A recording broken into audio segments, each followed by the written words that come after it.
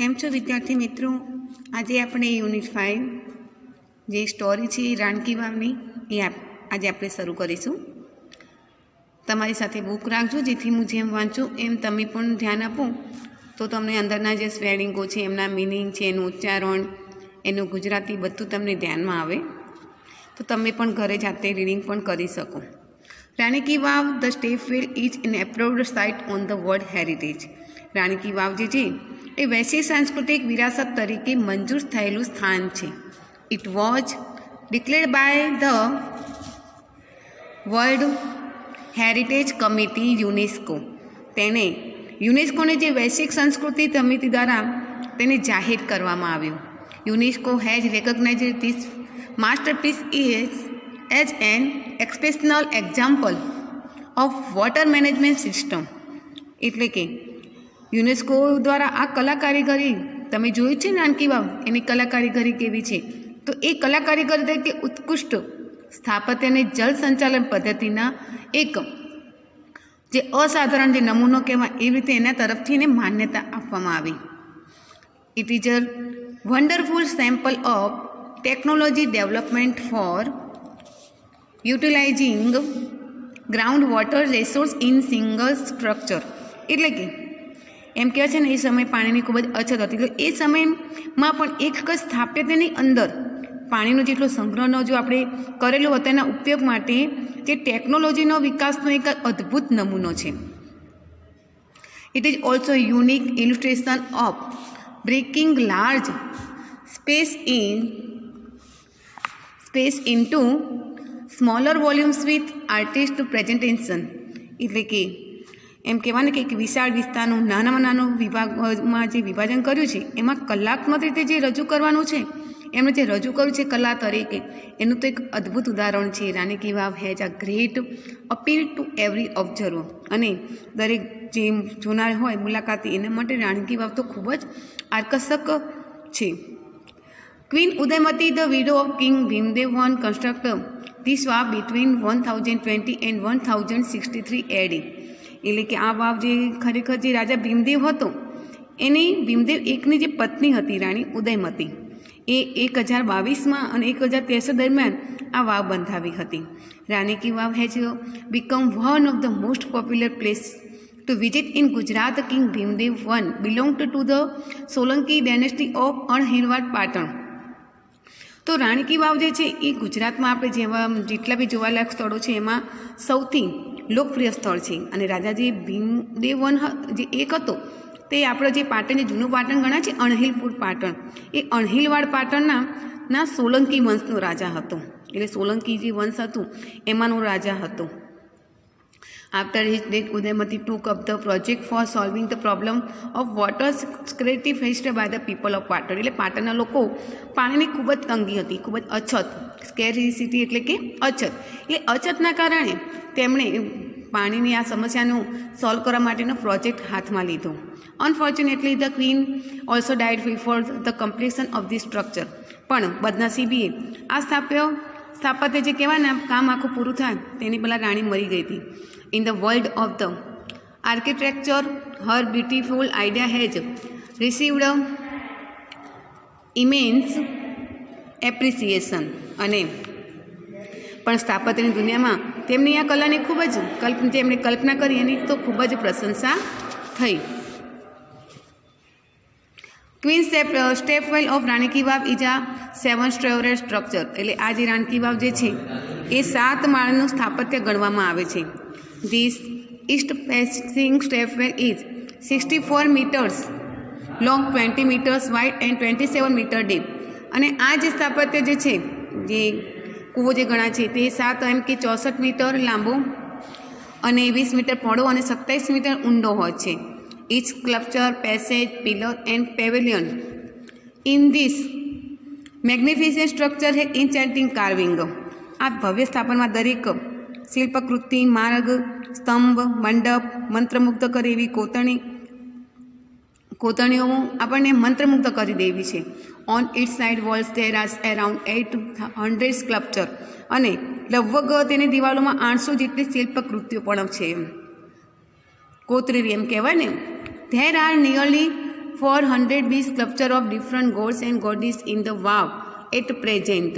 એટલે કે હાલમાં આ જે કહેવાય ને જુદા જુદા મોટા એમ કે જે શિલ્પકૃતિઓ છે એમાં જુદા જુદા ભગવાન એટલે દેવી અને દેવતાઓની આપણને શિલ્પકૃતિઓ દેખાઈ રહી છે. તમે જોયું છે ને આ ચિત્રની અંદર જોયું?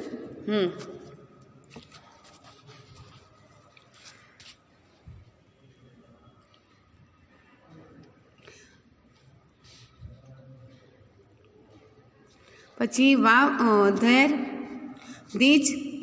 This number would have been many more in the past in its original structure. આ જે નંબર છે તો હકીકતમાં તો આની જે સંખ્યા છે એ ખૂબ જ ઘણી બધી હતી હાલમાં છે એના કરતાં. તો એમ કે each storage has a narrow corridor for the visitor to appreciate beauty of sculpture and carving and engraved on the walls. એટલે કે અહીંયા જે દિવાલો પર જે કોતરણી કરવામાં આવેલી છે એની અંદર તે એક સેકન્ડ આજે આ વાવમાં જે વિવિધ દેવી દેવતાઓની જે કોતરણીઓ કરવામાં આવેલી છે તો એ એમ કહેવાના કે દરેક માળમાં શિલ્પકૃતિઓ પર કોતરણીનું સૌંદર્ય માળવા માટે મુલાકાત તેઓ એક એમાં એમના જવા માટે એક સાંકડી પડસાળ છે એટલે રસ્તો કહેવાય ને એમ.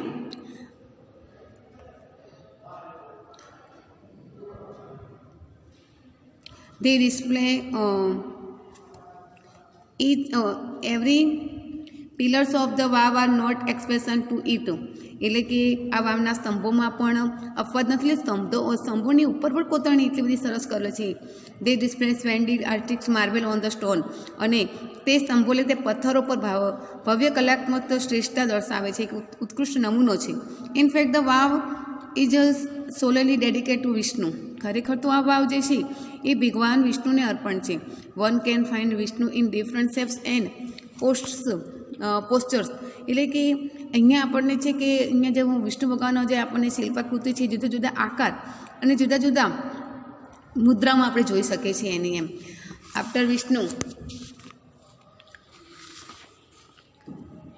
Vishnu next important statue of Parvati.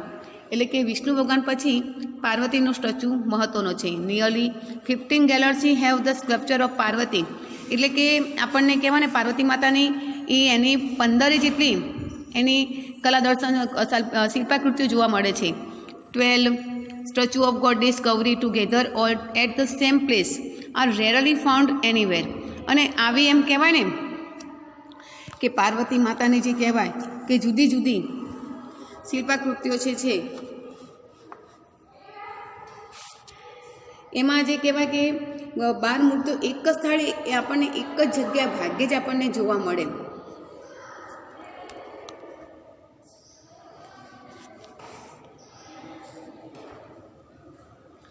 અને this vav has also the 12 statue of Gauri nearly Uma, Parvati, પછી Gauri, Lalita, Shreya, Krishna, Maheshwari, Rambha, Savitri, Trisanda, Totala, Tripura, beside.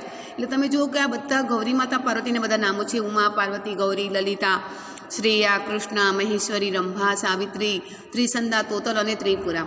Beside there are many statue of gods and goddess such as Ganesha, અગ્નિ, પછી છે વાયુ, સૂર્ય, ભૈરવ, ચામુંડા, બ્રહ્મા, ઇન્દ્રાણી, વૈષ્ણવી, વારાહી, મહાલક્ષ્મી, કુબેરા એટ્રેક્સરા. અને સિવાય અહીંયા ગૌરી માતા સિવાય પણ અહીંયા બીજા દેવી દેવતાઓની પણ મૂર્તિઓ છે. તમે આ ચિત્રમાં જોઈ રહ્યા છો કેવી સરસ શિલ્પાકૃતિઓ છે. એ સમયે તમે વિચાર કરો કે બેસીને પથ્થરમાંથી આવી મૂર્તિ ઘડવી એ તો ખરેખર એમ કહેવાય કે કુદરતે આપેલી એમની કરામત છે. એટલે કે એના સિવાય પણ આ બધા ભગવાનોની પણ મૂર્તિ છે. વાયુ, સૂર્ય, ભૈરવ, ચામુંડા, બ્રહ્મા, ઇન્દ્રાણી, વૈષ્ણવી, વારાહી, મહાલક્ષ્મી, કુબેર વગેરે વગેરે. There are also some of the structure of the God.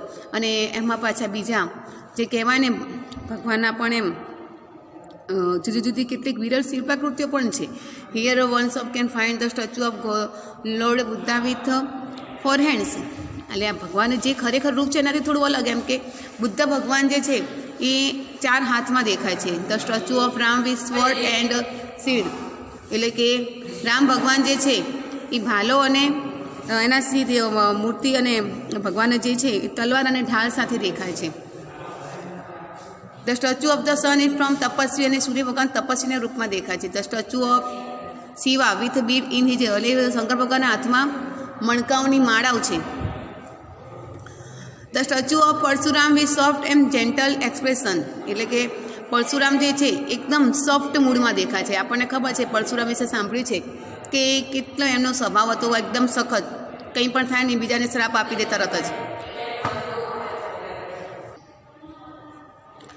એના સિવાય પછી છે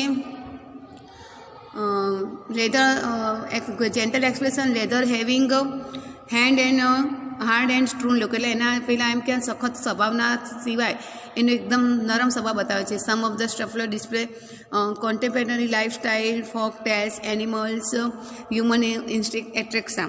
અને બીજું એમ કહેવાય શિલ્પકૃતિ એમાં સમકાલીન જીવનશૈલી, લોકકથાઓ, પ્રાણી, માનવ સ્વભાવ વગેરે દર્શાવે છે. They reveal artists' vision and unique imitation of the sculpture. There are nearly 300 statues of Apsara, એટલે કે તે શિલ્પીઓની કલા દ્રષ્ટિને અનન્ય કલ્પના શક્તિ પ્રગટ પણ કરે છે.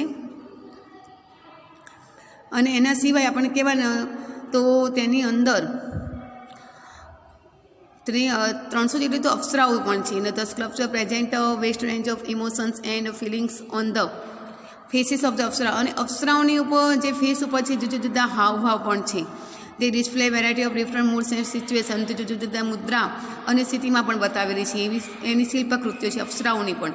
Most of them present Vishnu in this 10 different avatars, અને અહીંયા ખાસ કરીને વિષ્ણુ ભગવાનના 10 જુદા જુદા અવતારો પણ બતાવેલા છે. The most attractive sculpture are those of the Varaha, Vamana, Narasimha, Ram, કાલ્કી, પછી મહિષાસુર મર્દિની, એટલે ખાસ કરીને એમાં આપણને વારા, વામન, નરસિંહમાં રામ, કાલ્કી અને મહિષાસુર મર્દિના અવતારોની પણ મૂર્તિઓ શિલ્પાકૃતિ જોવા મળે છે. The apsara with 16 different makeup style add to the grace of the unmatured structure, અને એમાં અપ્સરાઓ જે હતી પરીઓ જે કહેવાય એ જુદા જુદા મેકઅપમાં આપણી સ્ટાઇલમાં આપણને જોવા મળે, અને જે એવું તો ક્યાંય પણ તમને નહીં જોવા મળે. The stepwell also focus on the holiness of water and its great significance in India culture, એટલે એમ કહેવાય ને એટલે કે 16 વિવિધ શૃંગાર શ્રેણી સાથે અપ્સરાઓ મૂર્તિ આ વિરસ સ્થાપત્ય અને આકર્ષણ અને મોહકતામાં વધારો કરે છે. The vav is the most developed, elaborated and ornamented example of submerged architecture, એટલે કે આ વાવ પાણીની સપાટી જે કે આ વાવ જે છે એ પાણીની પવિત્રતા અને ભારતીય સંસ્કૃતિ પર ધ્યાન કેન્દ્રિત કરે છે. It sign of the glory of development of stepwell in India, અને તે ભારતમાં વાવની વિકાસની ગૌરવગાથા છે. This vav with the large and complex type of stepwell, અને આ જે છે એ જે કહેવાય ને આ વિશાળ વાવની જે રચના જ આખી આમ અટપટી છે, આમ મોટી છે અને અટપટી છે. It is has ornamented panel of sculpture, અને આ વિશાળ વાવની જે તેમાં છે તેમાં શિલ્પકૃતિની અલગ એમ કહેવાય ને અલંકૃત તકતીઓ છે, જુદી જુદી પ્રકારની છે. It lay buried under the mud due to floods first, એટલે કે પહેલો જે પૂરું થયો હતો એ વખતે ત્યારે એકદમ આ બધું કાદવમાં દટાઈ ગયું હતું. And then Venice from the river Saraswati, એટલે કે પછી સરસ્વતી નદીની અંદર અદ્રશ્ય થઈ ગયું હતું. It was hidden under the layers of silt for almost 7 century, એટલે કે પછી તે એમ કહેવાય ને કે આ લગભગ 700 વર્ષ સુધી તે કાદવમાં જ દટાયેલી હતી. The archaeological survey of India ASI took a great care of preserve this structure. પછી આને જે કહેવાય ને કે ASI વાળા જે છે ભારતના પુરાતત્વ વિભાગના લોકો એની કાળજી લેવાની જવાબદારી લીધી, અને હાલ પણ તેઓ લઈ રહ્યા છે. ઇન ફેબ્રુઆરી 2013 ASI એટલે કે ભારતના જે પુરાતત્વવાળા વિભાગવાળા છે nominated this vav for the world heritage site, અને એમાં એમણે વર્લ્ડ હેરિટેજ સાઇટમાં એની મંજૂરી આપી. with the excellent teamwork by the AS and state government Gujarat, it recognized by the UNESCO. અને આપણે એમ કહેવાય પુરાતત્વ વિભાગ અને ગુજરાત સરકાર વચ્ચેના ઉત્તમ સહયોગને પરિણામે આપણે યુનેસ્કો દ્વારા તેને માન્યતા પણ આપવામાં આવી. એટલે આજે એમ કે પાટણનું રાણકી વાવ ખૂબ જ ફેમસ અને પ્રખ્યાત છે. તમે જરૂર તેની મુલાકાત લેજો, જો ના લીધી હોય તો તમને ઘણી બધી આ પાઠની અંદર પણ ખબર પડશે. Good bye.